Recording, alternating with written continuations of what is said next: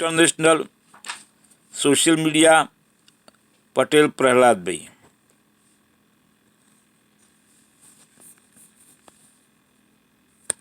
तबाही, भारतीय शेयर बाजार में लगातार तबाही का रिकॉर्ड बन रहा है।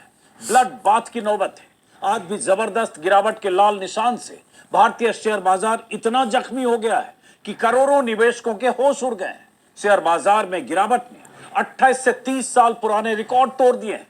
चंद शेयर्स को छोड़ दें तो पूरा बाजार लाल निशान से पटा रहा।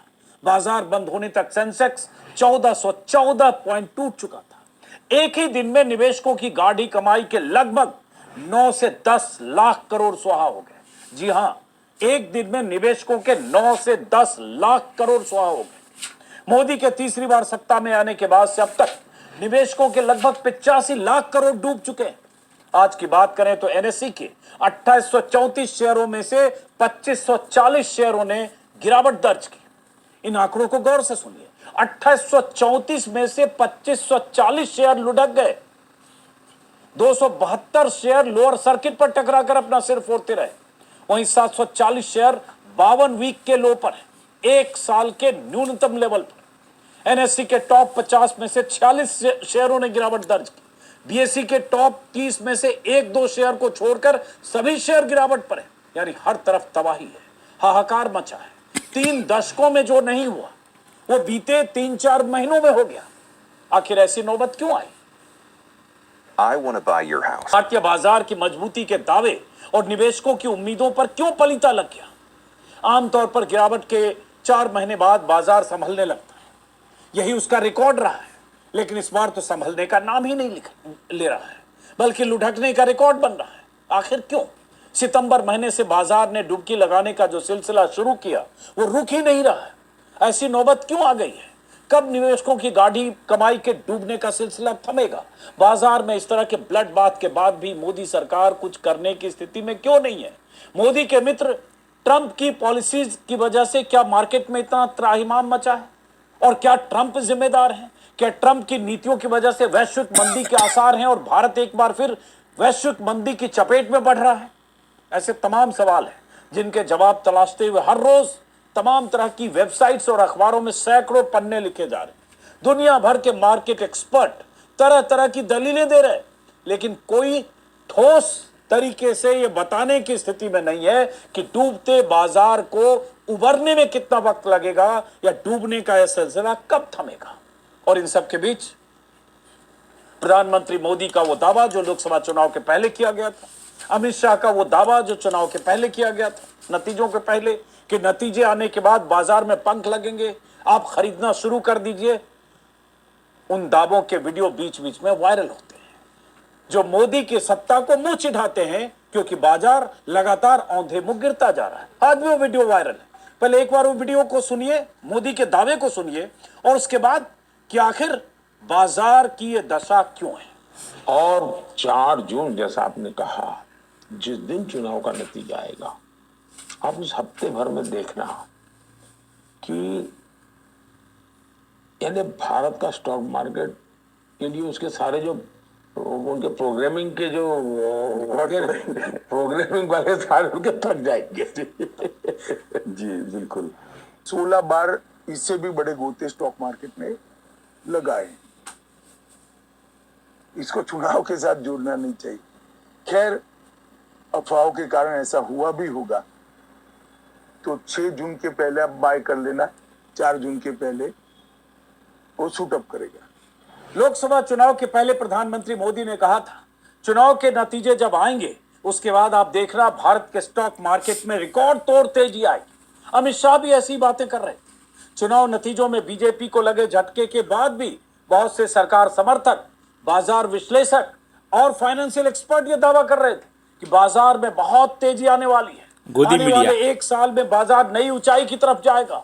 बहुत सारे लोग 1 लाख का टारगेट दे रहे थे कि सेंसेक्स 1 लाख का आंकड़ा छुएगा और लोग मालामाल हो जाएंगे। इन्हीं उम्मीदों में बहुत सारे लोगों ने अपनी जमा पूंजी और अपनी कमाई का ज्यादा हिस्सा, कुछ लोगों ने म्यूचुअल फंड के जरिए और बहुत सारे लोगों ने शेयर बाजार के जरिए लगातार झोंका, क्योंकि उन्हें उम्मीद थी कि अब ये बाजार एक बार रॉकेट की तरफ उड़ेगा ऊपर की तरफ बढ़ेगा और 1 लाख का आंकड़ा पता नहीं कब पार करेगा। और इस रैली में कमाई के इस माध्यम से आप कहीं पीछे न छूट जाए, इसलिए बहुत सारे लोगों ने पैसा लगाया।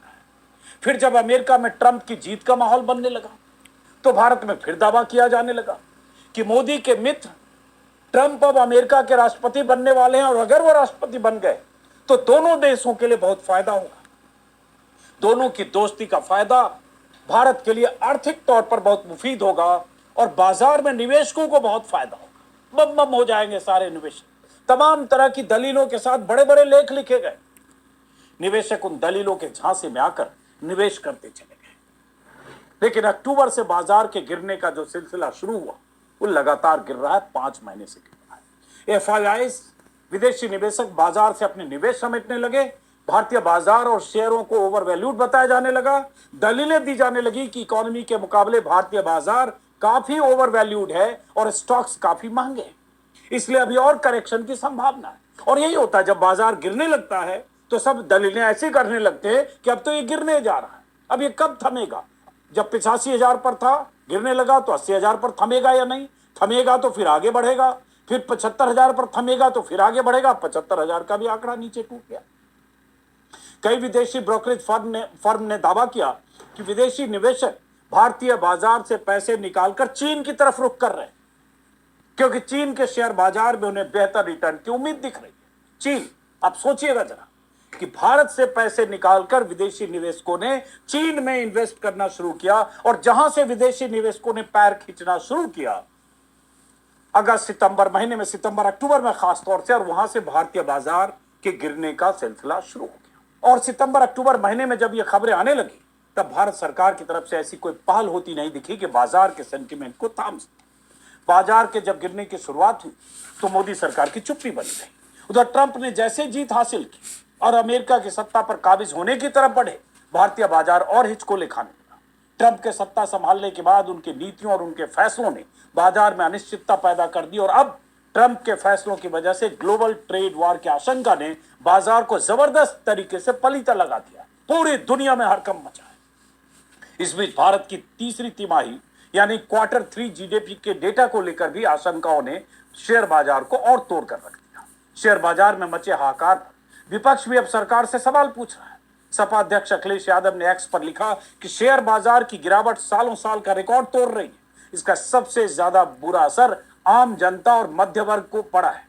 भाजपा की पक्षपाती आर्थिक नीतियों में जितनी गिरावट होगी उतनी ही गिरावट शेयर बाजार में भी होगी और डॉलर के मुकाबले रुपये के मूल्य में भी। निवेशक कहे आज का नहीं चाहिए भाजपा, ये अखिलेश यादव ने लिखा। और यह भी सच है कि डॉलर के मुकाबले रुपया लगातार कमजोर होता गया, रिकॉर्ड तोड़ता गया रुपया।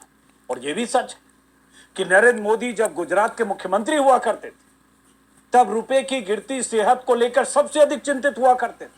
तरह तरह के भाषण देकर, तरह तरह के बयान देकर माखौल उड़ाया करते थे तब की सरकार का कि कैसे रुपया नीचे जा रहा है, कैसे डॉलर ऊपर जा रहा है। उनके वीडियो आज भी वायरल होते और ऐसा लग रहा था कि मोदी जी देश के प्रधानमंत्री बनेंगे उस दिन से रुपया बहुत मजबूत हो जाएगा और डॉलर के मुकाबले कभी सिर नहीं उठा पाएगा। लेकिन हो क्या रहा है? कोई आश्चर्य नहीं कि 90 का आंकड़ा छू लिया। 90 रुपए के बराबर अगर $1 हो जाए तो कोई आश्चर्य नहीं, करीब करीब हम वहां पहुंच चुके हैं। ये लगातार गिरावट। तो ये सारे बहुत सारे फैक्टर्स, विपक्ष यही सवाल उठा रहा है। कांग्रेस ने भी अपने सोशल मीडिया हैंडल एक्स पर तंज कसते हुए लिखा है कि शेयर बाजार में रिकॉर्ड तोड़ गिरावट जारी है और नरेंद्र मोदी सो रहे हैं। शिवसेना सांसद प्रियंका चतुर्वेदी ने भी एक के बाद एक ट्वीट करते हुए सरकार पर कटाक्ष किया। सुबह मार्केट क्रैश होने की खबर आते ही उन्होंने एक्स पर लिखा कि वित्त मंत्री व्यस्त हैं और मोदी जी महाकुंभ पर लिख रहे हैं। इनकम टैक्स ये देख रहा है कि लोगों ने क्या खाया, क्या डिनर किया और सेबी लीडरशिप में बदलाव को लेकर बिजी हैं। कांग्रेस नेता श्रीनिवास ने तंज कसते हुए एक्स पर लिखा कि मोदी जी ने स्टॉक मार्केट में डंका बजा दिया है। क्या इसके लिए भी नेहरू जिम्मेदार है? क्योंकि देश में हर चीज के लिए नेहरू को जिम्मेदार ठहराया गया। शेयर मार्केट और भारत के प्रधानमंत्री में कंपटीशन चल रहा है। अलग अलग मंचों पर शेयर बाजार में रिकॉर्ड तोड़ बढ़त का दावा करने वाले मोदी, शाह और उनके समर्थक लुढ़कते बाजार पर चुप है। न तो वो देश को बता रहे हैं कि शेयर बाजार क्यों गिर रहा है और न ही कोई आगे भविष्य की रूपरेखा बता रहे हैं। लोगों के अरबों खरबों कैसे स्वाहा होते जा रहे हैं ये कोई बताने वाला नहीं। और ये बाजार कब तक गिरेगा इसका तो अनुमान कोई लगा ही नहीं सकता। उधर मोदी जी हैं कि अभी भी इन्वेस्टर समिट में जाकर कह रहे हैं यही अच्छा समय है निवेश करें। अखबारों में भी खूब विज्ञापन छप रहे हैं, लेकिन मोदी जी ये नहीं बता रहे कि भारत से विदेशी निवेशक पैसा निकालकर चीन क्यों जा रहे हैं। हालांकि वो इन्वेस्टर समिट में अपने भाषणों पर तालियां खूब बजवा रहे हैं, लेकिन हकीकत नहीं बता रहे हैं।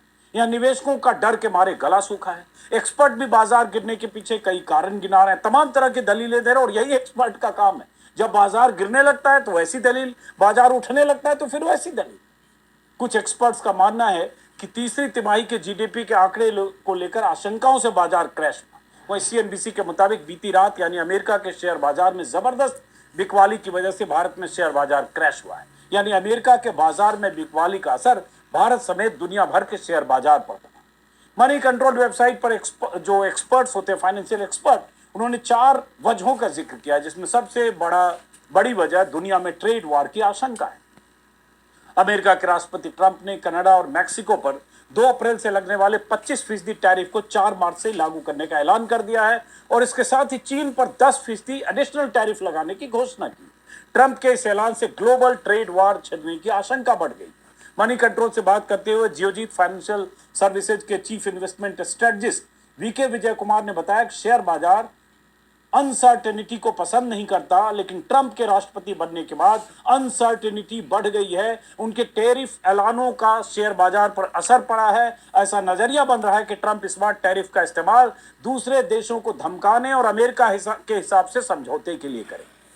इस बड़ी गिरावट की दूसरी बड़ी वजह बताई जा रही है एशियाई शेयर बाजारों में कमजोरी। मनी एक्सचेंज के मुताबिक ट्रंप के चीन पर 10% अतिरिक्त टैरिफ लगाने के फैसले से एशियाई बाजारों में कमजोरी दी। हांगकांग के शेयर बाजार में बीते 6 सप्ताह में लगातार गिरावट जारी है। जापान के शेयर बाजार में 5 महीनों से सबसे बड़ी बिकवाली देखी गई। एआई सेक्टर में ग्रोथ पर संदेह को भी एक्सपर्ट शेयर बाजार की गिरावट से जोड़ रहे हैं। एआई चिप्स बनाने वाली सबसे बड़ी कंपनी एनवीडिया के तिमाही नतीजे उम्मीद से कम निकले और करीब 8.5% तक कंपनी के शेयर में गिरावट। बहुत सारे ये सब फैक्टर। इसके अलावा अमेरिका की अर्थव्यवस्था में मंदी की आशंका से भी स्टॉक मार्केट क्रैश होने का दावा एक्सपर्ट्स कर रहे हैं। मनी कंट्रोल की रिपोर्ट है कि अमेरिका में बेरोजगारी में इजाफा की वजह से सबसे बड़ी इकोनॉमी में सुस्ती की चिंता बढ़ गई। तो एक तरफ अमेरिका के फैसले और ट्रंप के ऐलान और मनमानी की वजह से दुनिया के दूसरे देशों में असर, और भारत में विदेशी निवेशकों का हाथ खींचना, इन सब की वजह से भारतीय शेयर बाजार में तबाही का सिलसिला